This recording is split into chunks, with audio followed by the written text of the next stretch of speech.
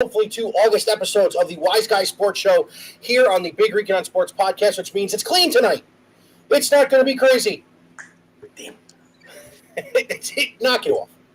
I am one of your hosts, as always, the Big Rican on Sports, Mike Martinez, and with me, as always, is my partner in crime,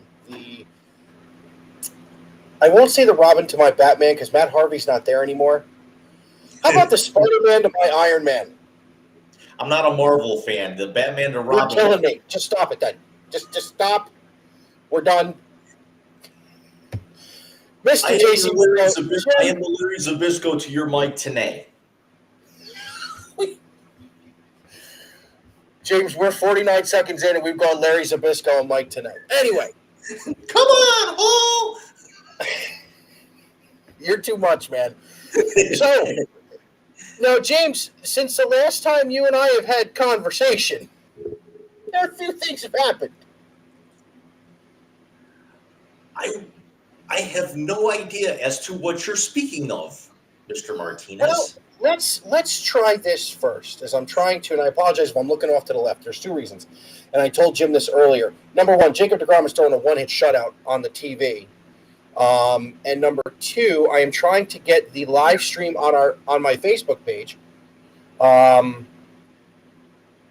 to play here so I can watch everybody's comments. I want to thank everyone who watched the Big Rican baseball show with Alex and I. Willie couldn't get on. His older son was actually in town, and he came over. So obviously Willie was hanging out with the fam and going from there. So here's really where we're at, James. Had a suspension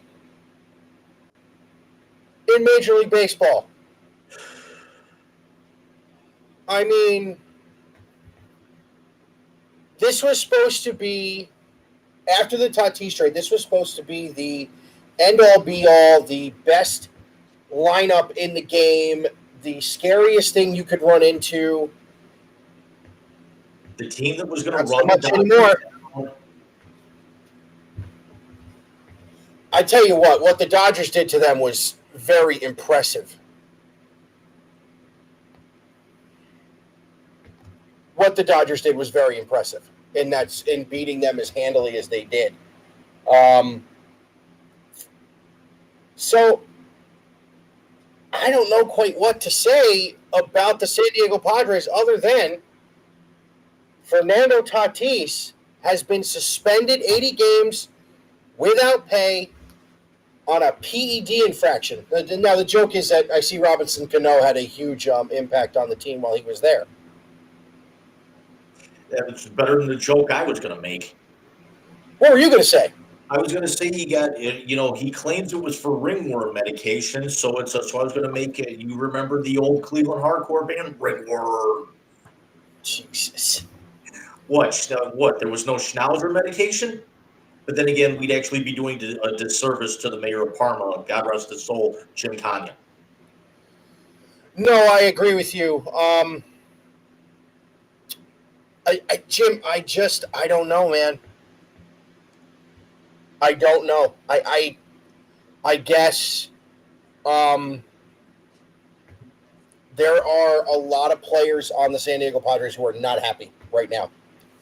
I think not. Which I don't get why he did what he did. I'm going to have to do the Facebook thing on my phone to look for the comments. It's not coming up on the tablet. So we'll shut that down. And then the only reason I look over there is for Jacob deGrom. So I said something to Alex, and I said it to Willie, and I said it, I believe, in our pod chat that we have between you, me, and Alex, that the most important move at the trade deadline was not Juan Soto. It was not anybody else. It was the fact that the New York Mets activated Jacob deGrom on August the 2nd. So far, he has looked like the guy who had a 1.08 ERA last year before he was injured. To go with Max Scherzer in his sub-2 ERA, to go with Cookie's got 13 wins. And if I'm looking down, I'm actually pulling up that group chat between the four of us. And Yeah. I'm sorry, I actually didn't respond to a lot of those. I've been dealing with a high ankle sprain all week. Oh, you're on the IL?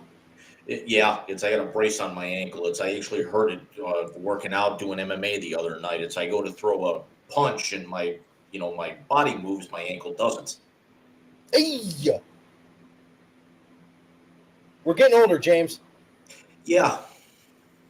So, yeah, I'm on the shelf for the next 2 weeks, easily. What I wouldn't give to have at my beck and call the Frank Caliendo high ankle sprain thing from Gronkowski and doing Madden. You want the high ankle sprain as opposed to low ankle sprain. Give me until the party next month. You may get your wish. We're going to save that for the final segment because there's going to be a couple of announcements we have about that show from both of us for all of you out there. Absolutely, and that's coming. It blows my mind. I mean, the other day, Bobby's 16 months now. I know. But more importantly, I want to jump topics now. You said 3 weeks. It can't be that Saturday night, James. It can't be the 3rd. And do you want to know why it can't be the 3rd? Yeah. It's college football starts in 3 weeks. How did we get here already? Yeah, and we also got a little other college football news that we're going to dive into. But yeah, you sent me that on Facebook the other night. I nearly threw up in my mouth a little bit, but it's knock it off. But I'm like, yeah, I can't believe it's already here. We had preseason football this week. Something that we'll cover in segment 2. Yeah, no, I don't want to do that right now. I'm in a good mood. Well, I mean, when we're on your page, I will reenact the chant that happened in Jacksonville last night. I mean, we could probably find a way to do a clean version. We'll wait on it. So we're 3 weeks from college football, which means 3 weeks from maybe the most anticipated game pre-conference season in Ohio State and Notre Dame opening up at the Horseshoe on September the 3rd. It is the primetime game. So getting into college football, let's keep it in the Big Ten and in the Midwest. With the huge media announcement made last week that ESPN has been cut out of Big Ten broadcasting. I know you have looked at what the contracts are looking like. Of course, with ESPN being out of it, you now are looking at NBC, CBS, and Fox will be broadcasting the Big Ten in its entirety. Now, listen, I love Herbie. I love Fowler. I think they are great in the booth. However, I call them ESECP NFL for a reason. They have been shills for that conference since they decided to let Paul Feinbaum join the company. What now? I know you did due diligence on this. I know you did. You're the research guy. Correct. I have no time, so as I'm putting together a little surprise for you later. But Jim, what does this deal entail, and how bad did ESPN take it on the chin? As I pull up my notes, the terms of the deal, ESPN backed out of the deal on August 9th. They've actually been affiliated with the Big Ten going back to 1982. This means you are correct that CBS, NBC, and Fox are all going to reap the benefit of this. The Big Ten title game has been broadcast on Fox since 2011, and the game has been broadcast on Fox every year since 2017. This also means the SEC on CBS expires after next season, not 22, but 23. And CBS is going shopping, and they've already agreed to a 10-year, $3 billion deal with the SEC starting in 2024. In terms of Wait, is that ESPN or is CBS that agreed to that? that's going to be CBS, ESPN. So CBS is not out of the SEC game.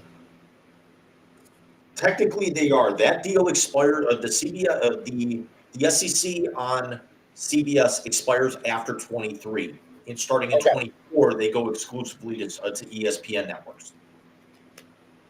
Okay, so starting in 24, it's going to be NBC, CBS, and Fox for the Big Ten. ESPN is going to be basically and by extension ABC, I would think, Correct. is going to be the SEC network, basically.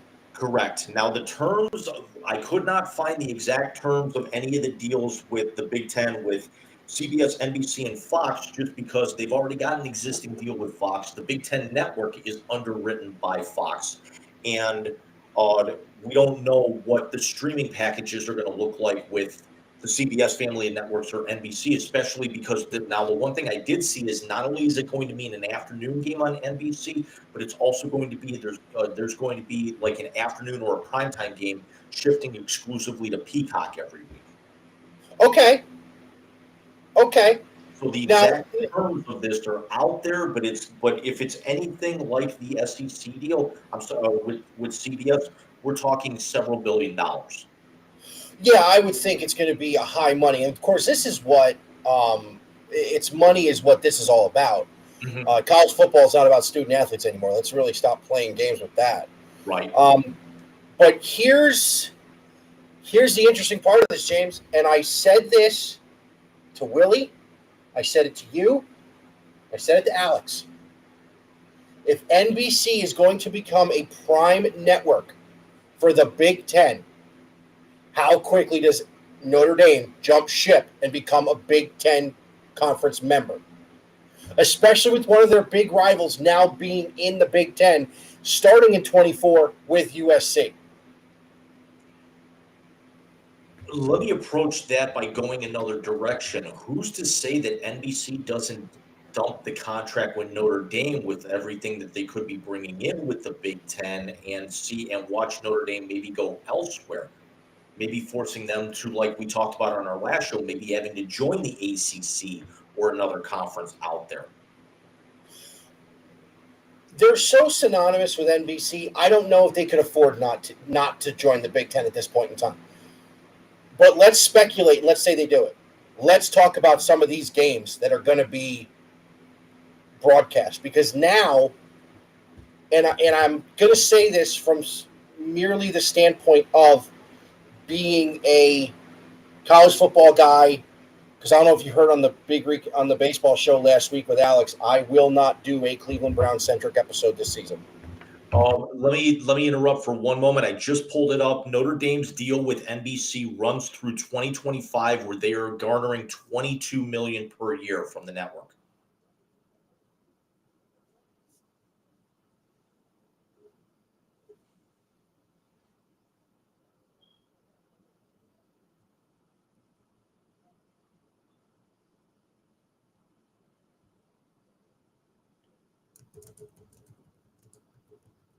I'm not sure if you can hear me. I just lost the audio on my end.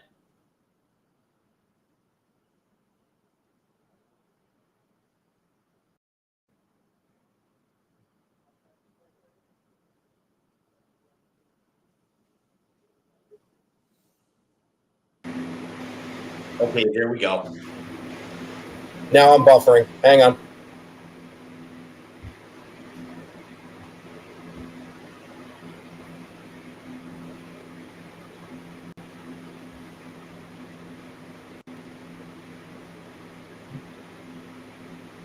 And we apologize for any technical difficulties.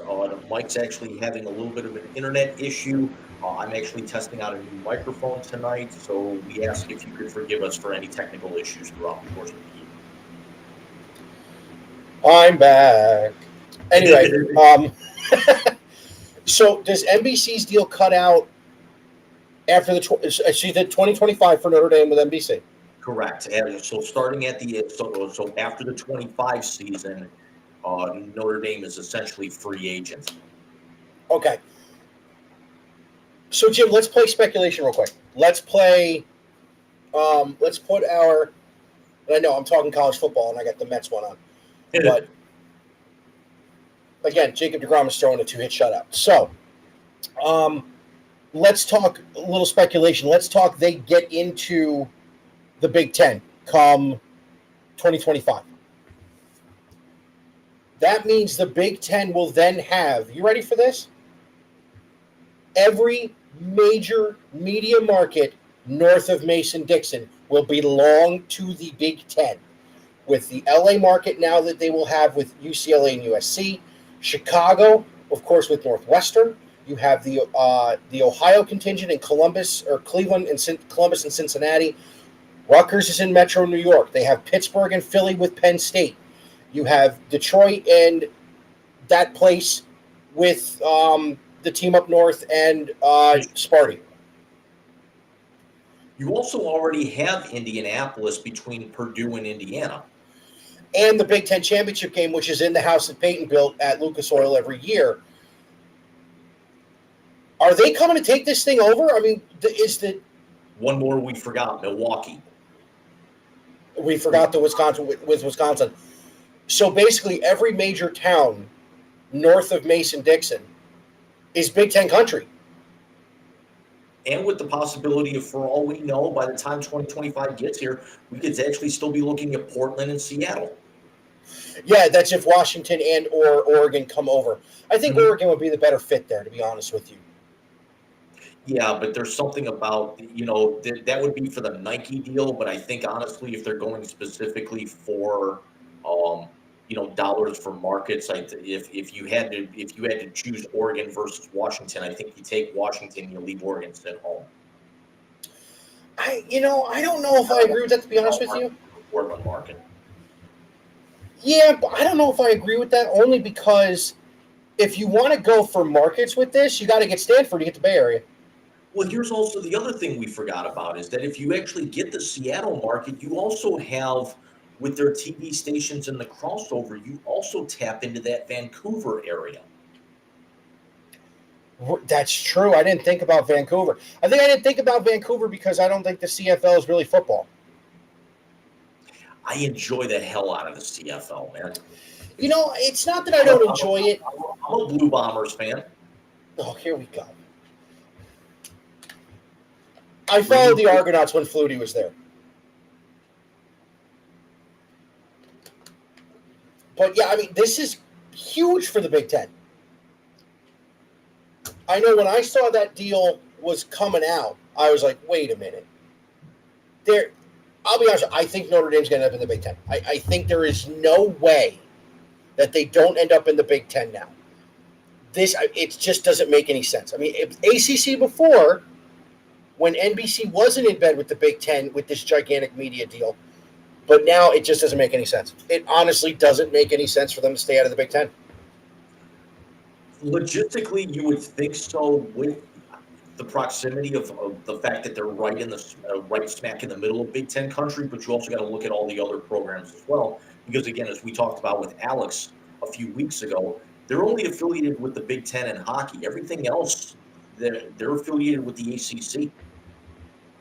That's why I'm thinking ACC is because logistically, first of all, it bolsters that conference, especially with Clemson being a top 3 or top 4 program in the country for the last 5 or 6 years. But it's also, they wouldn't actually have to worry about exit strategies and fees for like buying out the other one of their intramural programs. I mean, I get the ACC thing. I understand they play a pseudo ACC conference schedule. It just seems like for as long as I've known about Notre Dame football, and having moved from upstate New York out to Northeast Ohio where you are, I didn't learn about Notre Dame until the year they played Florida State in 1993. Because college football here is Army, Syracuse once a generation between a great player like Jim Brown, Ernie Davis, Donovan McNabb. We get that, but outside of that, we don't get much in college football in this area of the country. Rutgers, I don't think, had a football team when I was younger.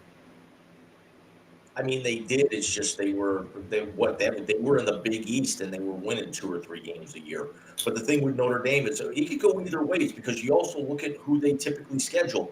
Michigan, Michigan State, and Purdue are on their schedule every year. But then again, so is Florida State, USC, which actually is now going to be another Big Ten team, Va Tech.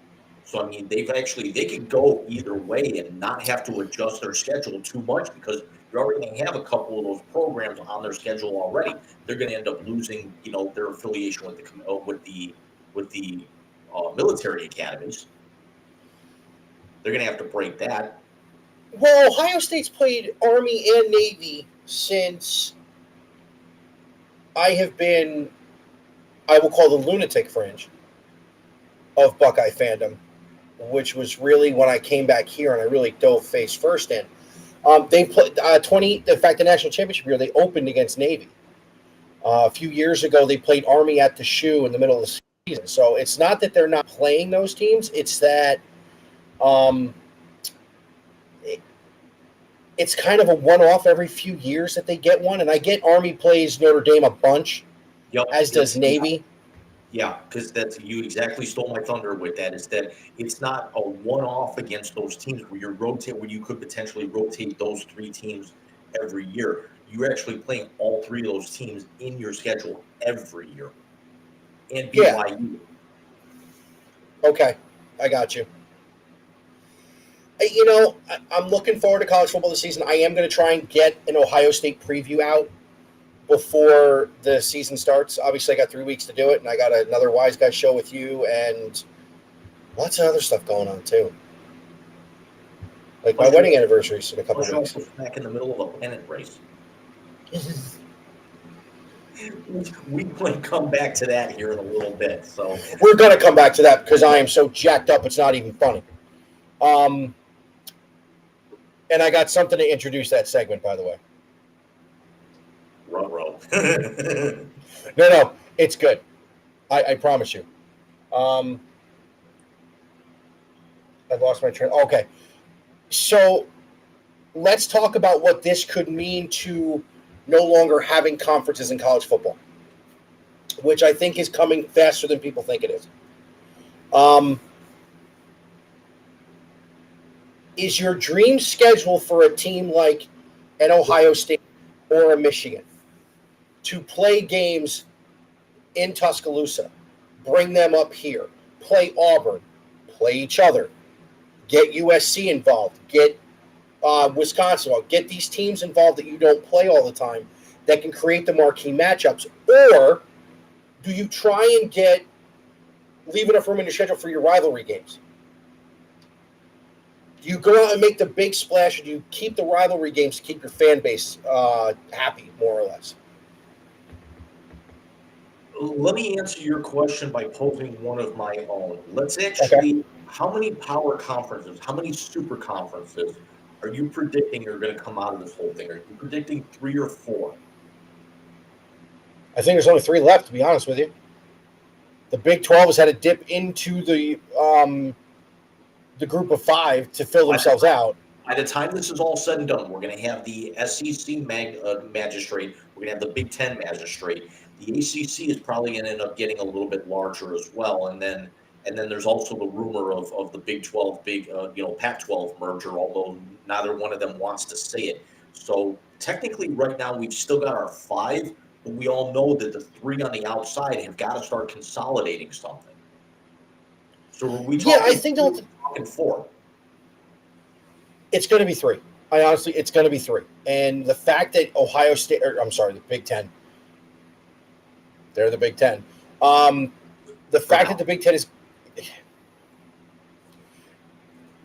okay. We're previewing the season together. That's it. I'm not saying quite just because now with the NIL deals, I think you're going to see USC's resurgence a lot faster than people are going to think. No, I think you'll have the NIL deals will do that. And then I want to say something to you that I was thinking of the other day. I don't think the Big 12 is set up to succeed. Now, I don't know how that happened, considering the Big 12 has 2 Heisman Trophy winners in the last 5 years, and 2 guys who went number 1 overall in back-to-back seasons coming out of Oklahoma. Of course, Texas did the dip and went to the SEC. So did Oklahoma. No, Oklahoma will stay in the Big 12. It was Texas and It was Texas and Oklahoma. I thought, that was the joke. Lincoln, okay. Lincoln went to the Pac-12 because he didn't want to play against real competition, and then all of a sudden he's in the Big 10. Okay, Yep. You're right. I remember. It's got to be 3. The Pac-12 and the Big 12 are going to have to merge. The ACC and the SEC are going to have to probably merge, and with the northernmost ACC teams going to the Big 10. Like your West Virginias. Your West Virginia, Pitt. The Backyard Brawl is going to be in the Big 10. Ooh. As a kid who grew up a Pitt fan, I would love to be able to see Pitt every year. You're not going to see Pitt every year because if you get to that level, unless they don't schedule any cupcakes, which the Bucks don't schedule many. They're not playing the week before rivalry week against Middle Tennessee State or UT Chattanooga.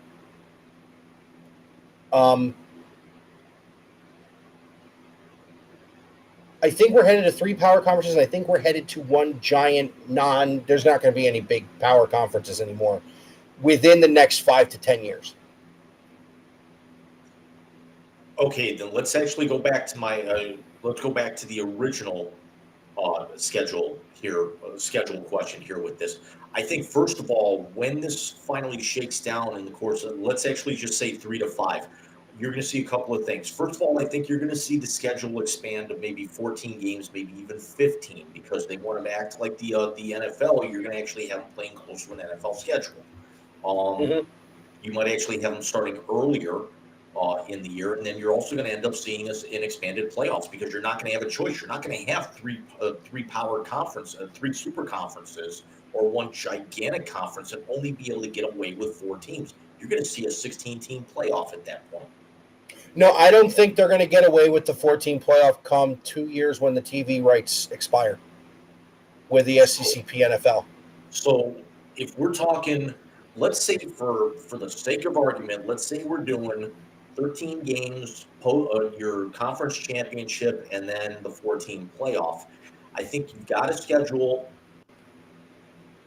I think they would have to set up 10 of those in the conference, possibly maybe even go to 11. You know what? Let's expand the schedule to 14. Let's go 11. This way, it actually eliminates a lot of ties, tie-breaking procedures because you got that crooked number. And then you got your 2 out of conference. You put 1 out there that might be a cupcake, and then you actually play, and then it rotates. You play 1 team from one of the other power conferences every year. So like this Do you like the home and homes? So this year you'd actually get, yeah. Okay. So this year, or you actually say, hey, we'll do a home and home with you, but we're not going to play. We're playing 1 less conference game. Okay.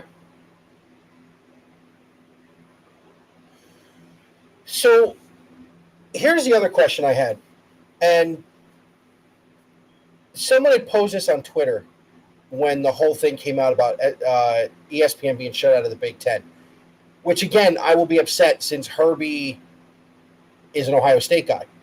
I mean, when you talk about game day, you were talking about how Fox has broadcast the game every year since 2017.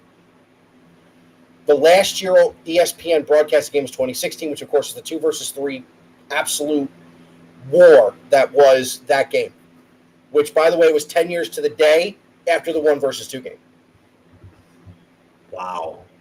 It was 10 years to the day that they beat, what was it, 49-30, something, 49-42 or something like that. It was the second most points scored ever in the rivalry. Mm-hmm. That 1 versus 2, and then, of course, 2 versus 3 was the first one that went to overtime. You know, game day was 5 hours that day. It started at 7 a.m. They had to. Well, I know they had to, but here's the kicker. So you look at the game day lineup. I don't know where Chris Fowler went to college.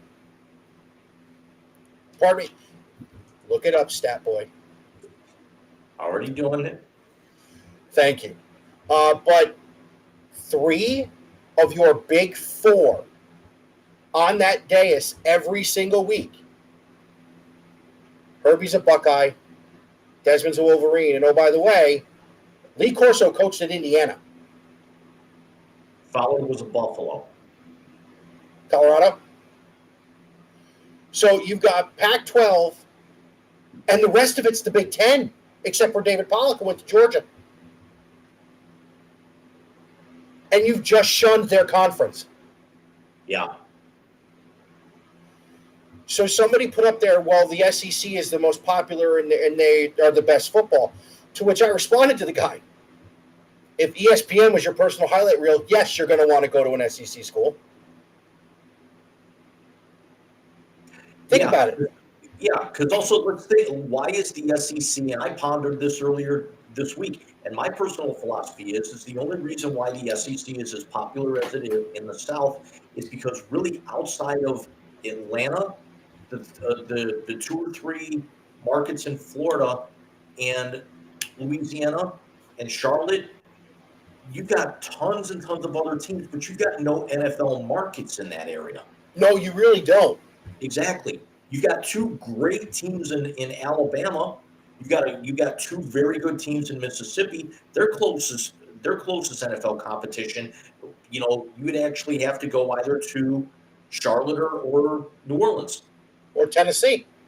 Right. I get why it's so popular. Kentucky's got to go to Tennessee. Yep. Clemson's got to go to Charlotte.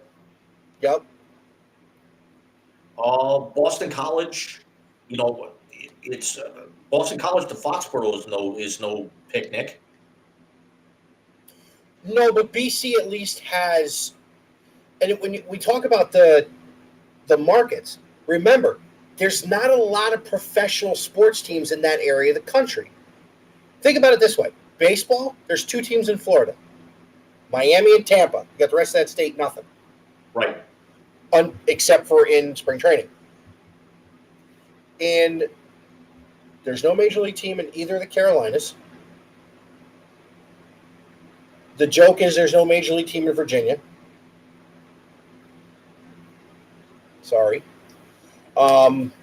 Yes, I took a shot at the Nationals.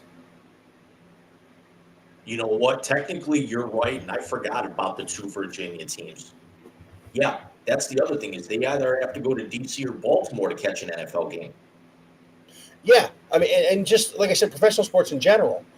Now, the NFL, Florida has 3 teams. They got Miami, Jacksonville, Tampa. New Orleans, of course, has the Saints, or Louisiana has the Saints, but Bama doesn't have a team. Mississippi doesn't have a team. Missouri doesn't have. Well, no, yeah, they do. Kansas City. Mississippi doesn't have a team. Bama doesn't have a team. There's a joke that Texas has no teams. So it's really, I get why college football is so big. But the thing that bugs me is they keep saying how it's a better football down there. And I keep saying, guys, if you put the Big Ten and the SEC side by side and you compare them, you can pull a team for every team in each conference. The Big Daddy who wins it almost every year, Bama, Ohio State. The little brother who gets them every now and again, Auburn, Michigan. The team from the weaker side of the conference that seems to win it every year, Georgia, Wisconsin. The team that beats the big dog from the other side every now and again, Florida, Northwestern.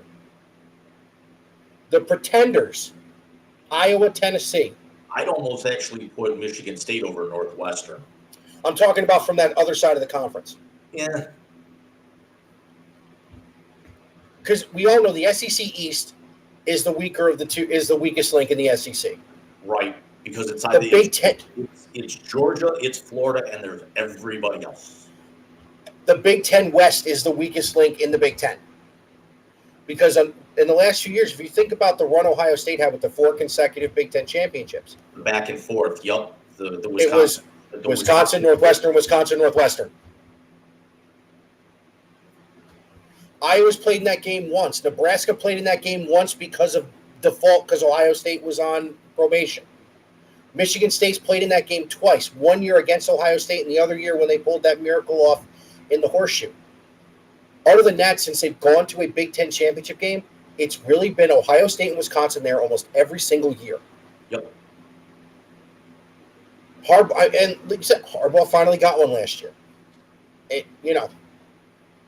James Franklin got one a few years ago, but you can find that in the SEC as well.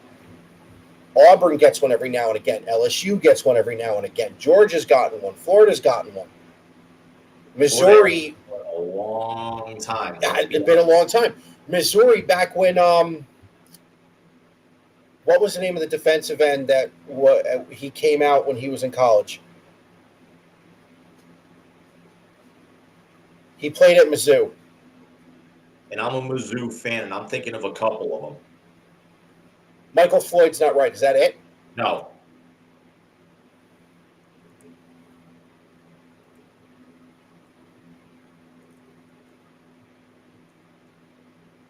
Michael Sam.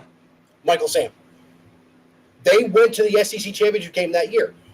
What's his name? The old ball coach. Spurrier took South Carolina there. There's your Michigan State, your Michigan, your Penn State, your Iowa. They're the same. They're the same thing. Just one has Nick Saban and ESPN in their back pocket, and the other one has Ryan Day and Jim Harbaugh and the better rivalry games. Paul Bunyan's Axe is a great game. The Illabuck, the Oaken Bucket, the game. I am going to be sad that we're not going to hear Brad Nessler call another Iron Bowl in a few years. Yeah. But let's also be honest, is that, after Vern Lundquist, retired, Nessler became the face of that, but him and Danielson are, they've actually got to start looking for replacements because they're definitely not spring chickens. No, they're not. And if you're talking about... Sorry? You're going to love. You know who's going to be the voice of your Ohio State Buckeyes on TV in 2 years? Gus. Gus already is. Right. But now it's going to be official. It's not just going to be 1 or 2 games a year. It's going to be predominantly every week. Being very honest with you, there are a lot of games, even that Gus and Joe call, that I listen to Paul Keels. I have no problem with Paul Keels. It's Jim Lachey, as we very Jim Lachey is a bigger homer than Hawk Harrelson ever was.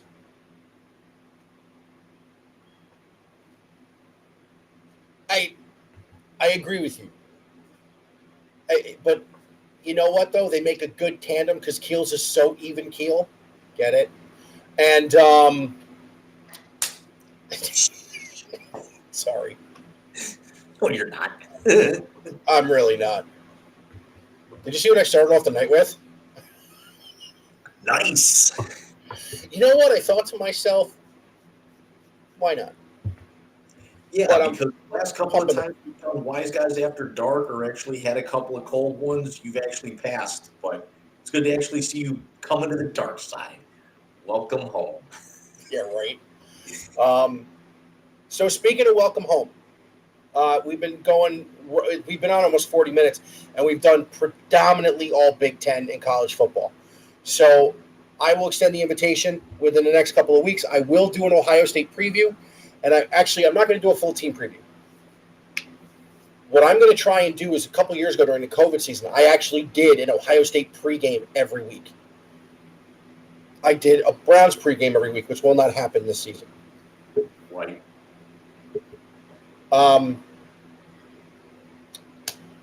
So let's you and me in a few weeks dive in. Ohio State, Notre Dame, let's break it down. Let's talk about the coaching because that's a huge thing, especially with half the Notre Dame staff being Buckeye alum. Let's you and me break it down. You come from the Notre Dame side, I'll come from the Buckeye side, and we'll do one of those like helmet meet in the middle things like in the 90s on TV. That would be fun. I might actually even get us a special guest to be able to take your side for that night. Well, we know that come November, when I do the preview of the game again, I will have you on there to hate as much as you can. And I will have Willie on to actually preview the blue side. So let's get into the pennant race. As Kyle Schwarber faces Trevor May with the Mets leading 1-0 in the 8th inning. Ooh, Trevor dropped a hook on him. I like it. Let's talk about the American League Central Division leading Cleveland Guardians. Jim, no one saw this coming. When you had names on opening day like Stephen Kwan, Miles Straw, Josh Miles Straw, Andres Jimenez, yup. Jimenez, I told you, was the key to that deal. I guarantee you Lindor would not be a Met if the Mets didn't want to part with Andres Jimenez. So let's talk about what's worked for them. And let's talk about a team that is hitting the cover off the baseball right now. We were talking last night on, well, I saw you put it up on Twitter as Schwarber flied out, thank God. The most electrifying moment in baseball is going to happen in about 10 or 15 minutes. The horns. It's queued up.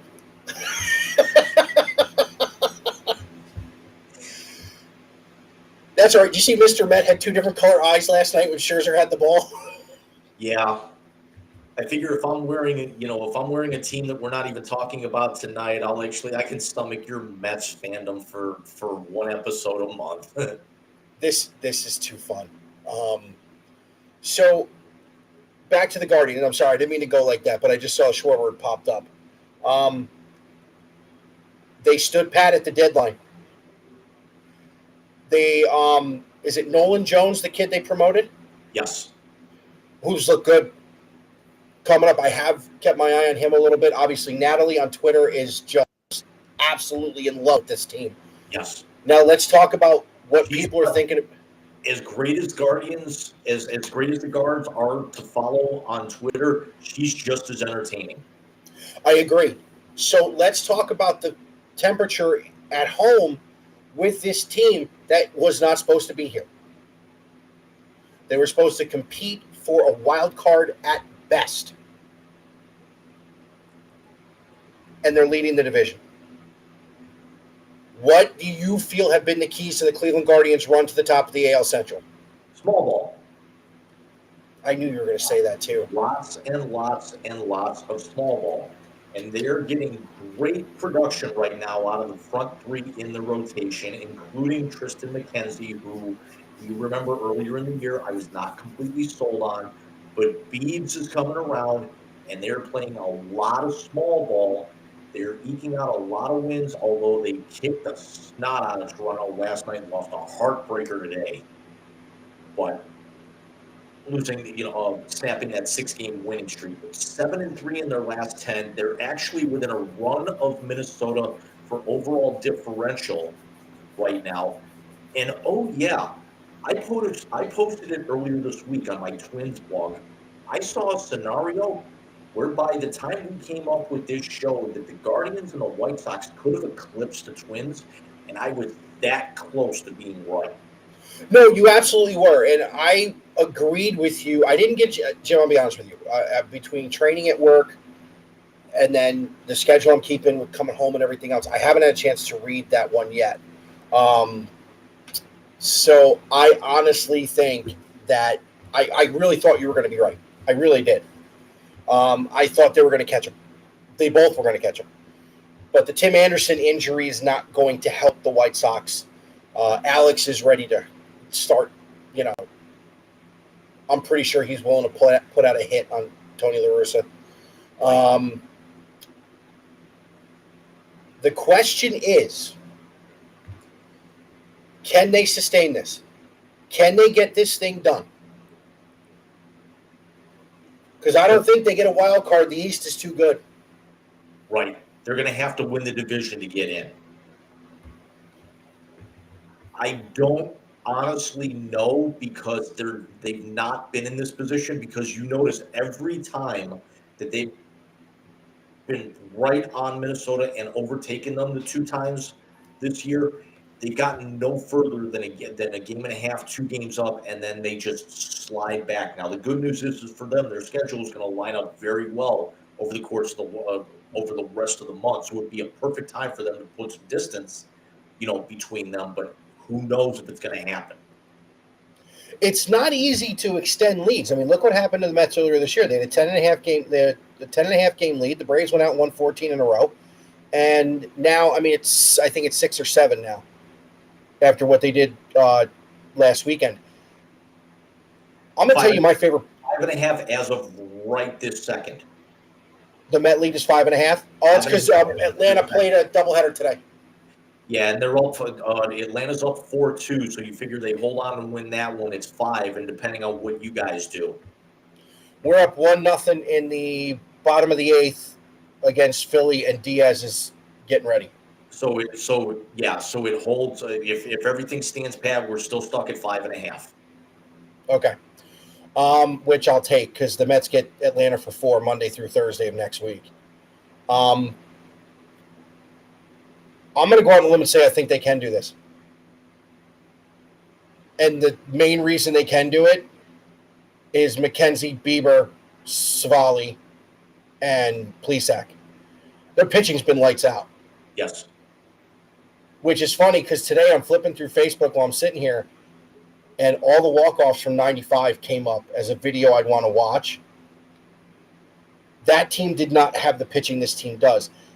This team hits just as well situationally as the 95 team did. They had a lot of home runs in situations that need to hit a home run.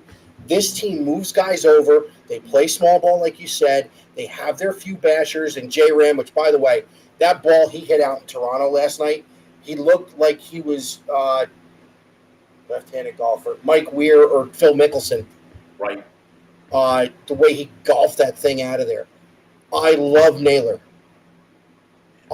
He's a lunatic. Did you see the bunt that Quan rolled down last night? I did not. He put it. I think they were trying to extend the lead, and he lays one down that literally stays, I kid you not, it's about that far. That's only about 2 or 3 inches off the line going down third, and they let it roll, and the ball rolled all the way down to hit the bag. You can do that?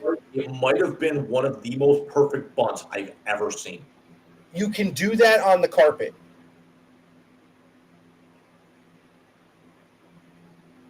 But it's skill. It's extreme skill. Yeah, well, they actually kept watching it, thinking the spin on it was going to turn it foul, and it never did.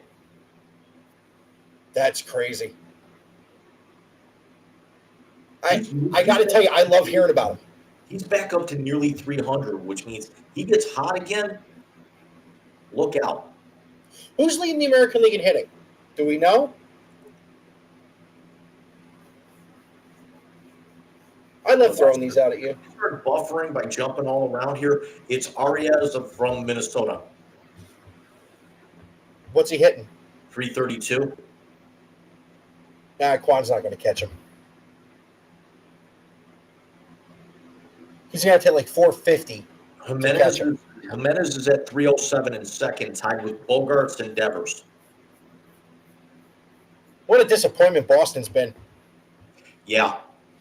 How about Chris Sale can't ride a bike?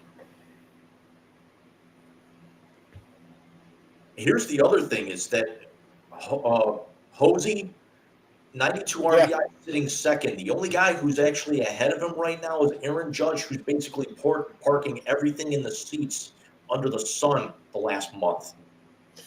Yeah, Ramirez is third in Major League Baseball in RBIs. Yep. Who's second? It's Pete Alonso. Yeah, I've only got this separated by the American League. Elite. He's got 97. Uh-oh.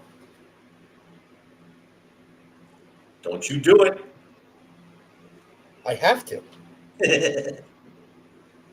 I feel like I'm in National Treasure. Don't do that. It's got to be done. Now I'm buffering on this, and it's starting to annoy me. Oh, here comes the ads.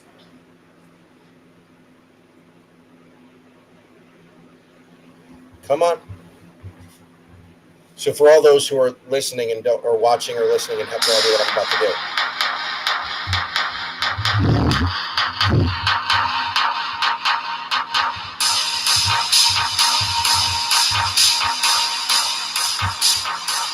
You can play the trumpet with me, Jim.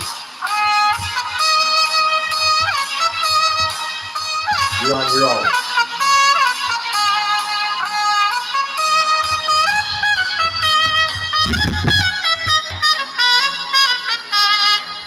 That, of course, is Narco by Blaster Jackson, Timmy Trumpet, as Edwin Diaz has taken the mound in the top of the ninth inning in Queens to put the finishing touches on a Mets 1-0 win, hopefully. So let's pivot. We're on the fence. You think that the Guards are going to have a tough time. I think they're going to get it done. Let's pivot to what my boys are doing right now.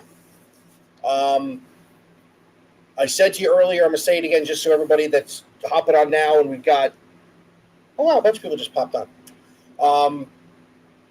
The biggest acquisition at the trade deadline was not Juan Soto. It was Jacob deGrom being activated by the Mets.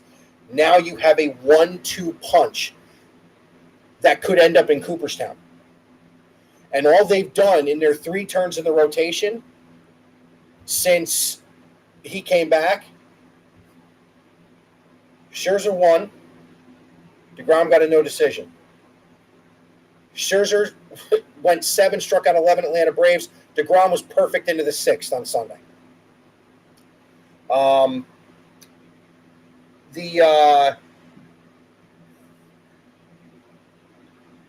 Scherzer pitched really well last night. The Mets unfortunately didn't get it done in extras. DeGrom goes 6 2-hit innings, and now Diaz is in there. By the way, he's 26 of 29 in saves. Now I want to talk about awards real quick. His strikeout ratio will break the all-time record. We're at like 19 per 9 innings with him. He struck out more than 50% of the batters that he's faced. And now he's up 0-2 on Bryson Stott. A 93-mile-an-hour slider dotted on the outside corner and 100 past him.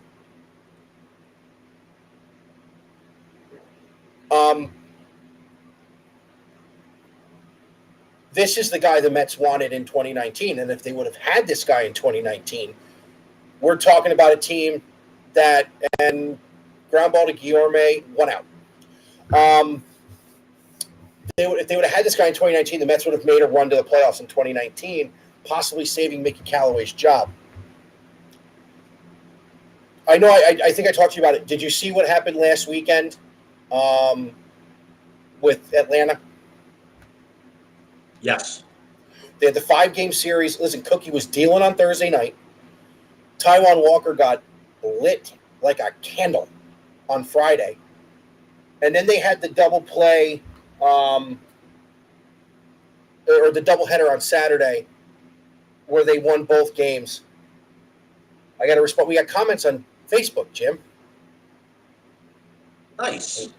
An old friend of mine, Mr. Rick Shantz, who his wife Melanie is 2 years younger than me, went to school with us. He just said hello. I want to see what he's got to say. Big Cleveland fan. He's out in Streetsboro. So, hey, Rick. Hi, Mel. I see you're watching, too. So, here we are. You take 4 out of 5 from Atlanta and make a statement. Do they have to win 3 out of 4 on Monday to really put any question of if they can win this division to rest, or do you think they can get away with a split at the beginning of next week in Atlanta? I think you've actually got to get to that 2 or 3, because if you're looking at 4-1, the door is wide open here. You've got to pick up at least 2 out of these 5. Okay, so they have to at least split. Well, it's 4 this week in Atlanta, so you got to win. So you got to split in Atlanta. You got to get at least the split, because if you end up losing 3, I mean, that lets Atlanta back in the door, because 4.5 is easily able to chase down. No, I agree. Having lived through the collapses go. of 2007 and 2008, Yeah. I remember those things. And they're doing it all sorts of ways. I don't know if you saw, Francisco Lindor is now one RBI away from having the all-time record for a single season for Mets shortstops. I did not.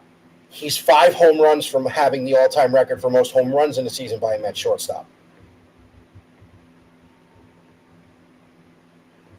Yeah. And oh, by the way, sometimes I have to giggle at obscure stats like that, because it just reminds me of Mr. Baseball. I led the club in 9th inning doubles in the month of August.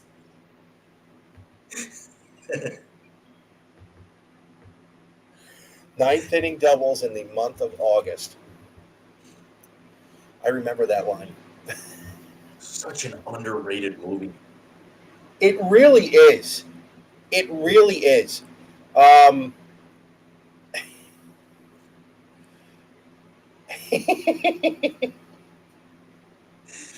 Another underrated Dennis Haysbert movie. Yes. Yep.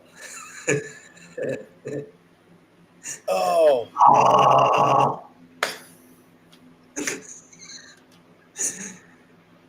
You know what else came in my Facebook timeline, speaking of Dennis Haysbert and this stuff here? Someone did the scene from the first Major League when they're in the clubhouse, when they find out she's trying to sabotage him. And Taylor says there's only one thing left to do. Yep. And they superimpose guys on the Mets' faces on it. I had a real problem with the guys they used. They had Alonso being the guy to say win the whole effing thing, which I get. But they didn't have anybody good on Charlie DeGrom on Charlie Sheen. Why? Ace of your rotation. That's true.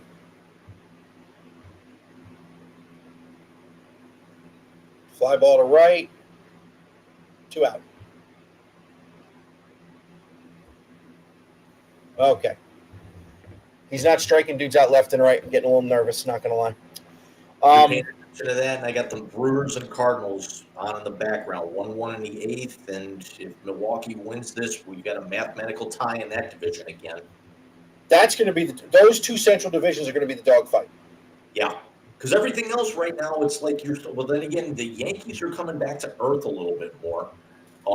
Yeah, but really, if you think about it, everything else is very, very close to 5 games or more. Yeah. The Dodgers have run away and hid. The Padres added Josh Hader, Juan Soto, Josh Bell.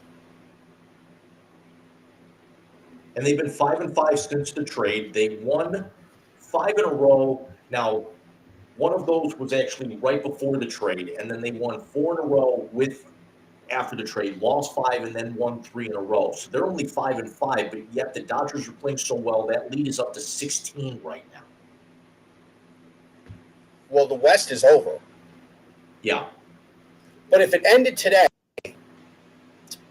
the Dodgers and Mets would get the byes because of the new format. Right. Dodgers and Mets get the byes. Atlanta would have to play San Diego. That'd be a great series. And Milwaukee. Actually, no. Atlanta would have to play Milwaukee of the 2 highest because of the records.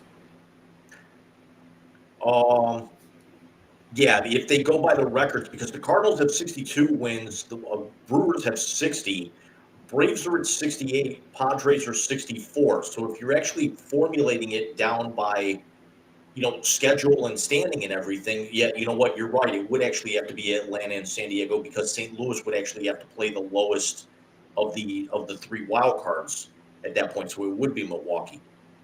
Yeah. So Milwaukee's going to play Philly. Yeah, and here's the other aspect about this is that if you look in the American League, you've got the Astros and Yankees get the byes. Guardians would actually have to play the Rays, and then Jays would actually play the Mariners, and Minnesota gets shut out by a half a game. Wow.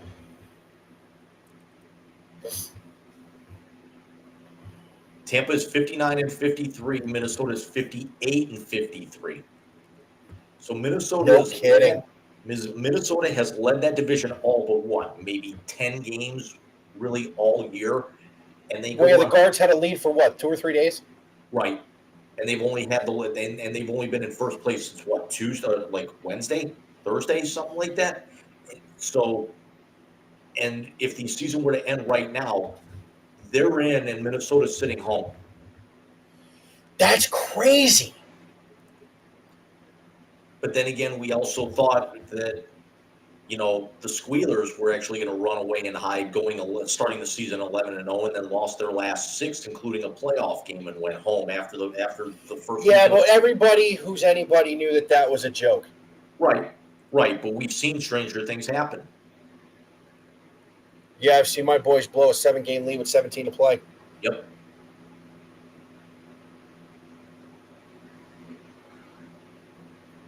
Wow, the Yankees are only 2-8 in their last 10 and lost 3 in a row. Yeah, that's crazy. Do not sleep on the Baltimore Orioles either. Yeah, I love it. They're only 2 back in the wild card right now. That's a humongous. And they got rid of Trey Mancini. They got rid of Jorge Lopez. They were sellers, and they're still playing lights out baseball. And another team, the Mariners, had a little skid coming out, and now they're getting hot again. Well, the Mariners they made themselves right against the Yankees. They did. I mean, they're still 11 back, and they've only picked up a game on the Astros. But I mean, they are sitting pretty. They've got the number 1 wild card right now. Yeah, that's going to be huge. I've talked about Seattle earlier in the year. Mitch Haniger might be the best player no one talks about. Right. You know what? You're completely right, because it originally was going to be Julio, and now everybody talks about Julio. Yes. So would we like to pivot to our last topic of the evening, because we're now over an hour? Only because we have to.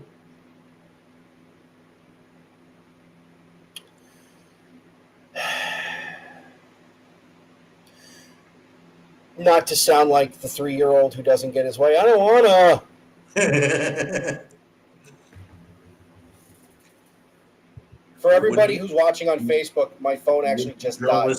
We wouldn't be pseudo-journalists if we didn't, man. Pseudo being the operative word.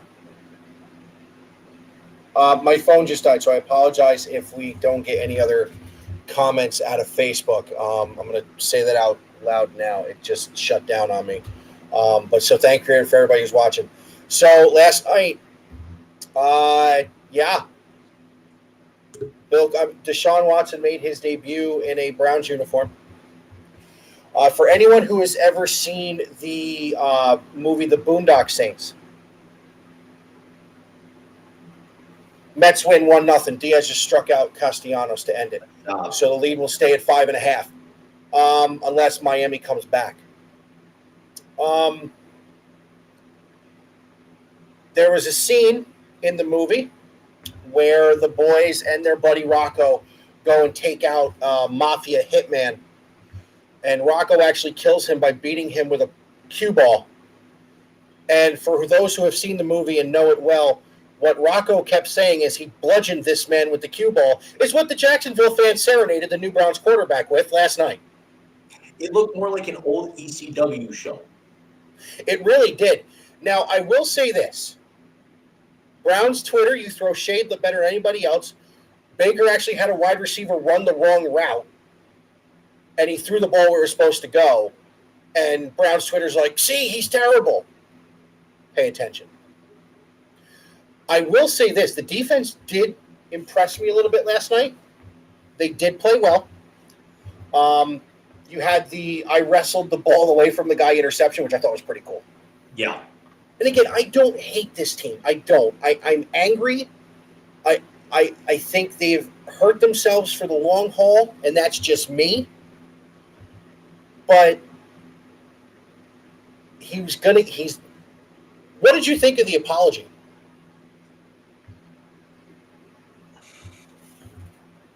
I thought it was a sham of epic proportions. The fact that Aditi Kikamwala actually volunteered, or whether she did or she didn't, is irrelevant. But somebody with her level of credibility having to sit there and stomach that and put on a smiling face, Natalie will be the first to attest that. Yeah, it's she was probably told to go out there and do that.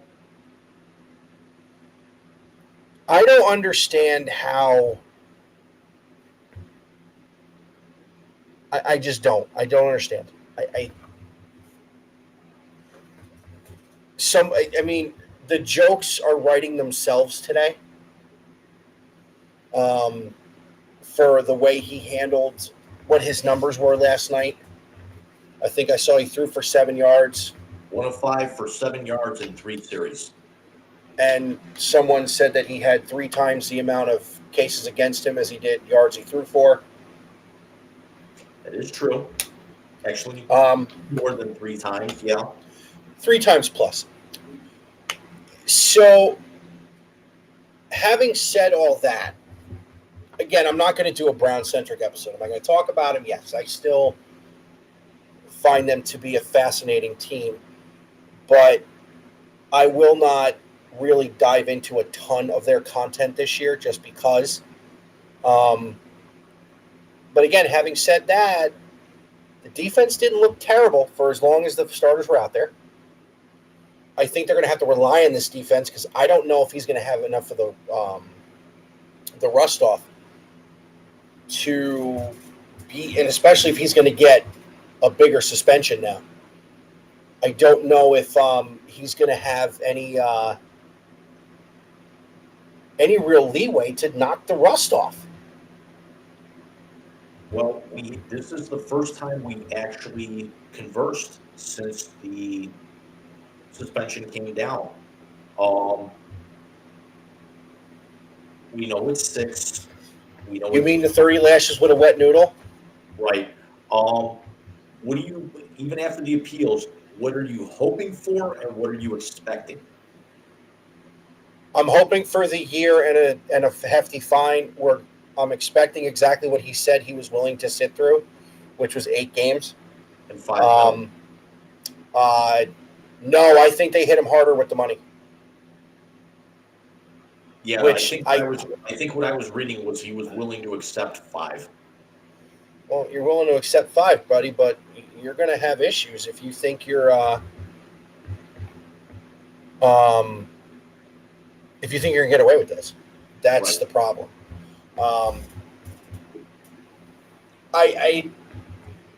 I don't understand because I read the ruling. Did you read it? Because I know people had shared it. I've actually seen portions of it. I have not read the entire thing, but I mean, I do have bullet points. I find it very funny that what she called him with the word predatory. Yes. And serial. And serial. And there was not more. There was not more games to this. I think that was a mistake. I believe he deserves a full season. For those who are denying that, in my opinion, I firmly believe that your logic is off. The independent arbitrator said his action. She didn't call him a predator. She said his actions were predatory. That's a problem, guys. That is a problem. I think there's a lot of people who are going to be shocked. And then on the lighter side, we find out the National Massage Therapy Convention is in Cleveland this year. Yeah. I'm expecting 10. Really? I'm expecting 10, no less than 10, and an 8 million fine. I'm hoping for a year and at least 8 to 10 million, which would mean by the time he comes back, he'll have sat 2 full years. So it's basically uh, Browns fans are going to be collectively intertwined with Steelers fans because they're going to have a starting quarterback coming back on their roster who's not going to have played in 2 years. Remember when the Steelers did it with Mike Vick? Yeah. Um, the thing that kills me about all of this is that now Kareem Hunt is asked out. Miles, if he's got a brain in his skull, will ask out. Because the resurgence of the franchise started with Myles Garrett. You can say what you want about Baker and Denzel and all these guys. The resurgence of this franchise started with Myles Garrett and seeing how good he was. So, yeah, I'm going to let you take the... I've kind of run my mouth about this enough tonight. I'm going to need another one of those if I keep going. Yeah. I think the only reason he got 6 was because there was no precedent for something of this nature. We remember what happened with Ray Rice, that there was a violent act, as Judge Robinson alluded to. But the independent counsel handling the appeal here, I do think that this gets increased. I think it gets increased a lot more than certain people are going to be comfortable with. And I'm hopefully not stealing a lot of Natalie's thunder, and we're really hoping to have her on like the year before too long to go into depth about this. But I think the acts were not violent. The behavior bordered on it to an extent. And I think anyone out there who is apologizing for this or saying, hey, all he did was massage therapist, it's not like he raped the women. You're either one of two people. Either you're a Baker hater or you're a Browns apologist and are basically putting a chance at a Super Bowl over morality, which means you're an idiot. And I had to watch my mouth there. I appreciate that. Thank you so much. But I would have understood if you made this, parental advisory. I feel the same way. And look, for those who are still listening and watching, I'm sure there are going to be comments coming out in the next couple of minutes that people are going to go after us. We're not trying to be the moral police here. As I have said through the many times Jim and I have talked about this, and I'll say it again, I have very, very large on-field questions about this move. And I've had very large on-field questions about this move from the moment it was even thought about. Having said that, now that we are to the point where judgment has been quote-unquote levied, now let's get to the other side of the argument, because now it just seems like it's not enough. Right. It's not enough, in my opinion. So let's go to the final topic, because my back's starting to hurt. I'm in a folding chair with a pad on it, so it's not exactly. I got a call from a family member I haven't talked to in years. My father's over there, so if they're still somehow awake, I know where I'm heading here in a few minutes. So let's talk about the other thing that I asked you to look into earlier today. Because I have my opinion on this. You know my opinion on this. But it has come out recently over social media. And by the way, he's grown and he looks a lot better as a player, too. The person we're going to bring up. I've watched some of the highlights online. He's facilitating and has a better jump shot than his old man already. And a lot of people are still on his defense, too. Yeah. So it's being rumored that Bronny is going to go to college. He's going into his junior or senior year at He's 17, which means he's probably going into his senior year. Depending on when he turns 17, yeah. Right. But Bronny is going to go to school. And USC, UCLA, Duke, Ohio State. The 5 that I've read are Ohio State, Oregon, USC, UCLA, Michigan. I thought, no, because he said he played for Krzyzewski, and of course, Coach K retired. I could have sworn Duke was on there, but no matter. Originally it was, but that has changed.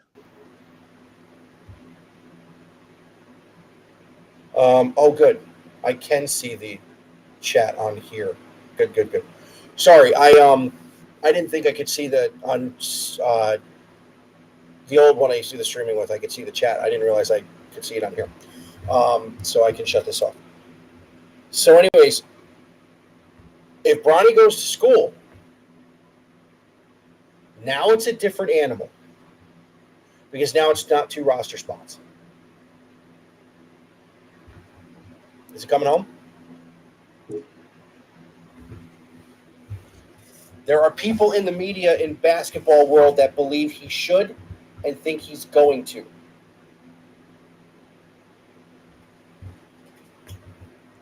I still don't see it. I still don't. I think he wants to. I think right now they are so set up for to be able to dominate this conference in the next couple of years, regardless of what happens with, Durant and where he decides to take his ball and wants to go next. Don't get me started on that piece of garbage. Or whatever Miami might be plotting. They are young. They are this talented, and they knocked on the door, and they shocked a lot of people. And now they are about ready to not only kick in that door, but take an axe to it, Nicholson style. I like where your head's at. Yeah, I think they can get this done. Look, for the nostalgia factor, yes, we would love to see them bring him home for one last run. Could he be the voice of reason and not reason, the voice of experience and the voice of championship glory that they could need to get over the hump? Yeah, I think there's, as good as Kevin is with that, he's got 4 titles. He's been to the finals 10 or 11 times. He's also 38 years old, and he's been banged up a lot in the last couple of years. Whereas Kevin, we all know, it has been banged up, but Kevin, when he's not on the floor, he's basically a coach from the bench. They don't need a floor general. They need somebody to be able to keep the guys motivated when they're on the bench. And that's why I don't think he comes back, because there's no place for him. Kevin's in a perfect role right now. No, I hear you. And I guess it's the heartstrings of me that really wants to see him come back. Run one back, win a title at home again, and then let's be done with it. Hang him up. Buy the team and win 5 or 6 more.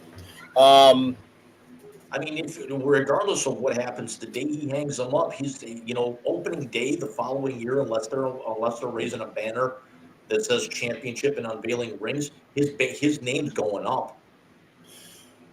I don't think they would do it on opening night. I think they would do it on birthdays in December. Well, it actually would also have to depend on what happens the year before. I mean, if they're raising like a division champion banner or a conference championship banner, yeah, they don't do that. But if they're like a 5 seed and they go out in the first round, sure, do it opening night. Well, I mean, I get it, but I would do it on a more significant date than opening night. Because opening night, you think about the rings, you think about that stuff. It's really going to be overshadowed across the league. This will be the first place that number will go up in the rafters, so it's going to be a big night media-wise.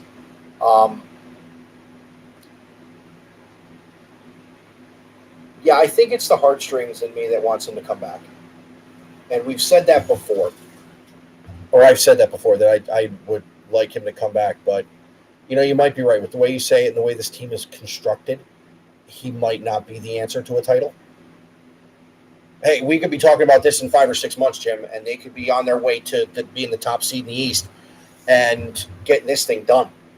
And they've got the experience of getting that close to the top of the East last year with the injury bug as young as they are. Now you actually add a couple of really good young rookies. You bring in another veteran in Brooke Lopez with his pedigree. You know what? Let's see what happens. That might be the most underrated move of the offseason. What do you say we do the next one? We both wear the Cavs shirts. I'm down. Yeah. Well, of course, it's, again, pennant race. So, real quick, let's discuss on open air what we're going to do for our little birthday celebration, as it were.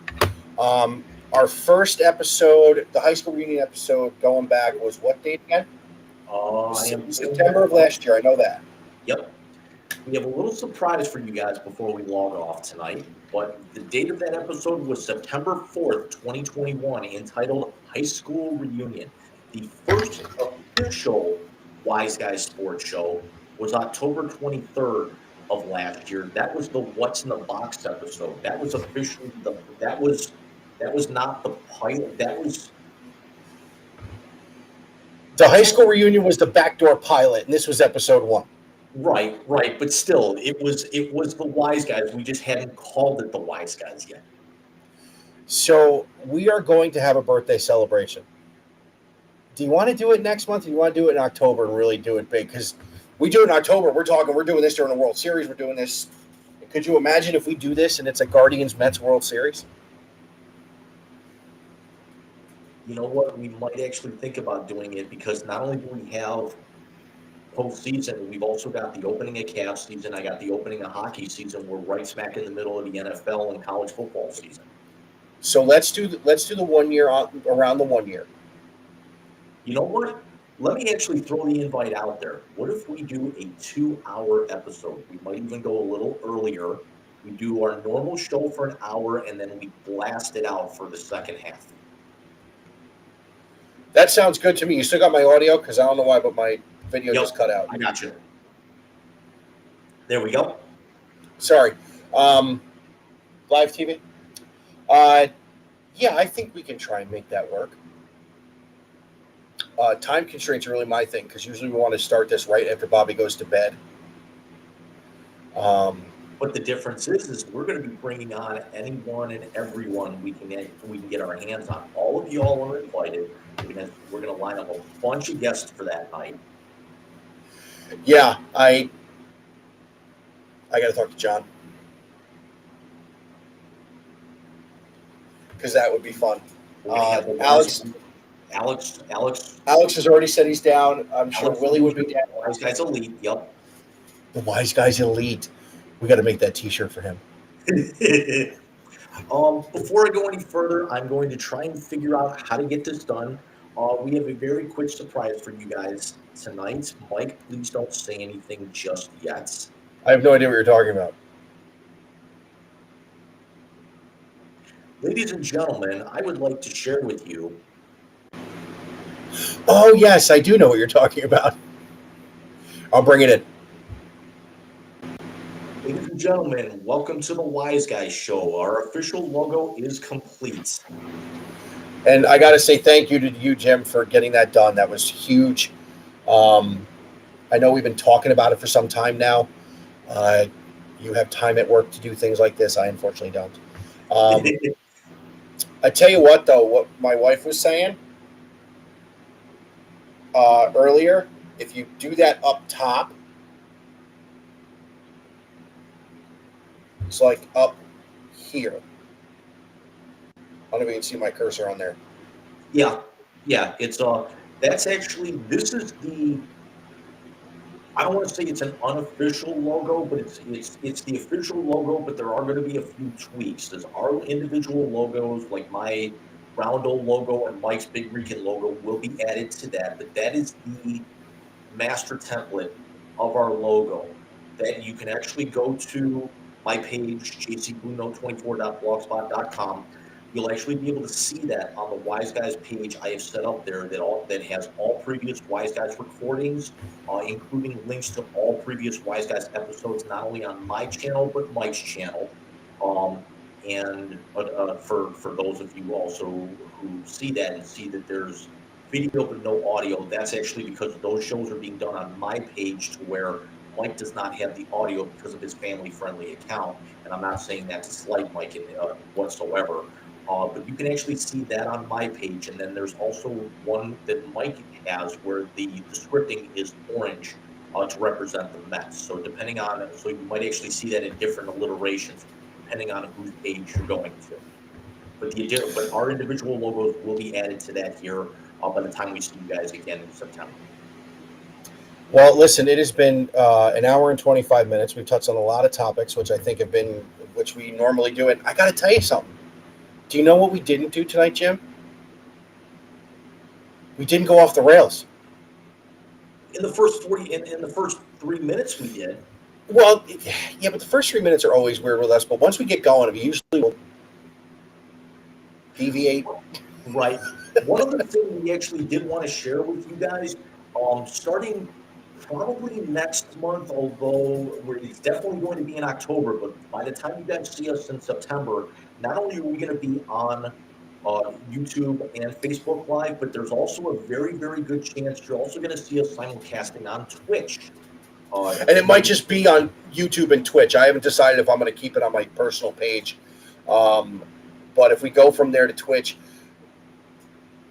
it's just going to be a personal preference thing. It's also going to be a thing where we can get the audio out in the podcast form on the different places where I can be found, because it's tough with trying to download everything. I'm using a Chromebook that has my work stuff on here too, in case I have to work from home. So there's not a ton of memory on it that I can really play with. Now, the Twitch streams will actually be able to go live just like you're watching us now, but the Twitch streams only archive for 2 weeks as we are free members. I'm actually considering, gaming on Twitch a little bit. They just added a Twitch app to my smart TV, so I'm like really, really getting back into Twitch anymore, although a lot of the gamers that I follow have kind of made the jump from Twitch to YouTube. But I figure it certainly opens up the audience a lot more. It's a little bit more interactive.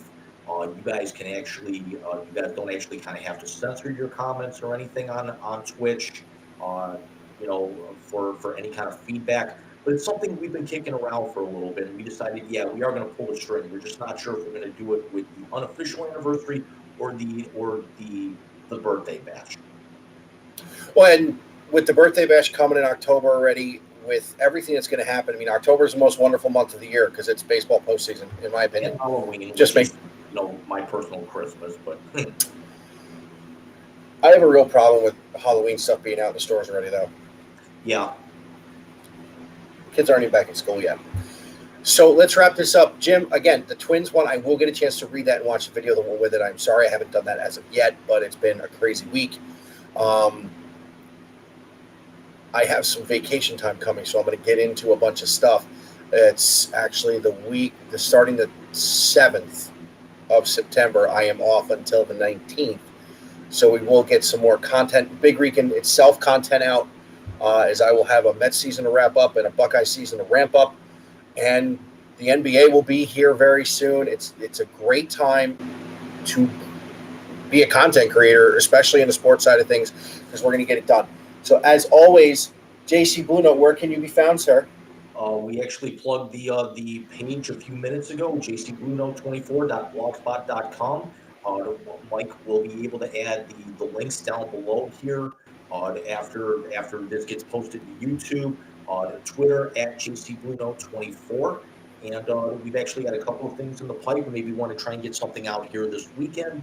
A lot of the digital content creation is done with working on that logo and finalizing the Wise Guys page on my blog. So I will be able to crank out a lot more content and really just trying to line stuff up for future Wise Guys. We haven't even finished this one, and I'm already starting to think of ideas of how to improve the next one. Same here. And as always, Big Rican can be found here on the Big Rican YouTube channel. Restream allows me to put it on my personal Facebook page, Mike Martinez. Anchor, Breaker, Pocket Cast, Radio Public, Google, Spotify as one of the video podcasts once I get this up. And, of course, just ask Alexa, play Big Rican. And I think we're going to go to Twitch. Even my personal stuff's going to go to Twitch. So, Jim, it has been a pleasure as always, sir. And I will be in touch throughout, well, probably tomorrow, actually, just because we got series wrapping up. You can let me know how the Guards are doing. I'll let you know how the Mets are doing. And we will come to you in the next few weeks. As I mentioned, Jim will be on it'll be a Big Rican episode, but Jim will be on it. We will preview the season opener, the most anticipated season opener, maybe this entire college football season, as Notre Dame will come to the Horseshoe on September the 3rd, be the national game of the week on ABC, maybe for the last time. Have a great rest of your weekend, everybody. Enjoy. I can guarantee you there will be no content the weekend of the 26th as Stephanie and I celebrate our 11th wedding anniversary. And I'm not allowed. I mean, I don't want to put content out that weekend because I'm going to get yelled at. No, because it's our weekend. Right. Have a great rest of your weekend, everybody. Thank you for sticking with us, everybody who did. Jim, I will see you and talk to you soon. Take care, everybody. Let's go, Mets.